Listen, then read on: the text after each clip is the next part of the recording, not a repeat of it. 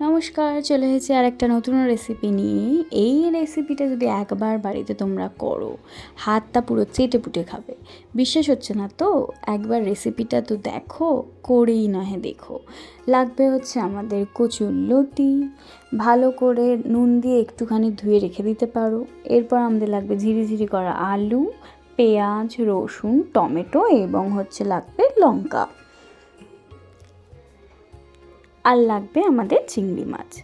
ফার্স্টে তেলের মধ্যে কালো জিরে ফোড়ন দিতে হবে।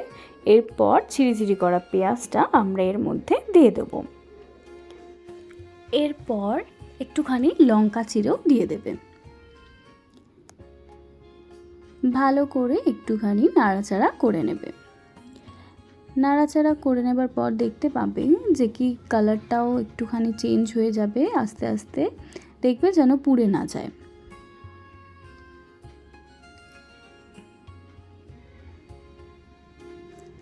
দিয়ে দেবে হচ্ছে আলুগুলো।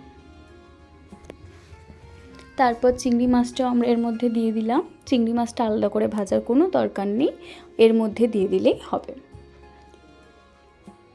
হালকা করে নাড়াচাড়া করে নেবে। এর মধ্যে ঝিরিঝিরি করা রসুনটাও আমরা দিয়ে দিলাম, টমেটো। তারপর সবগুলোকে একসাথে ভালো করে নাড়াচাড়া করতে হবে। এরপর দিতে হবে লঙ্কার গুঁড়ো, হলুদ গুঁড়ো।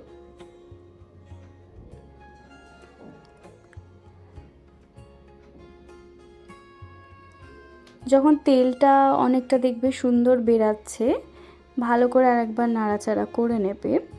ভালো করে দেখবে যখন আলুগুলো একটু সেদ্ধ সেদ্ধ হয়ে গেছে, আমরা কচুর লতিগুলো সবগুলো দিয়ে দেব। ভালো করে নাড়াচাড়া করে নেবে।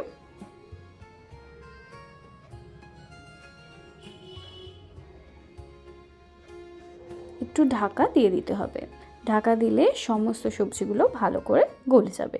এরপর আমরা দিয়ে দেবো হচ্ছে অল্প জল। এটা পুরোপুরি অপশনাল, তোমরা তোমাদের মতন জল ইউজ করতে পারো।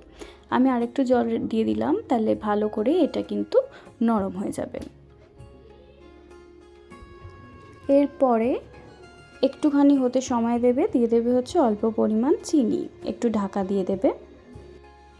এরপরে যখন দেখবে জলটা আস্তে আস্তে শুকিয়েও যাচ্ছে, একটু ফোটার জন্য সময় দেবে। তারপর যখন দেখবে হয়ে গেছে, এটা অলমোস্ট আমাদের রেডি রান্না। এরপর নামিয়ে দেবে হচ্ছে কচুলতি চিংড়ি। এইভাবে একবার করে দেখো, দারুণ লাগে খেতে। আর কে কে করলে আমাকে কিন্তু কমেন্টে অবশ্যই জানিও।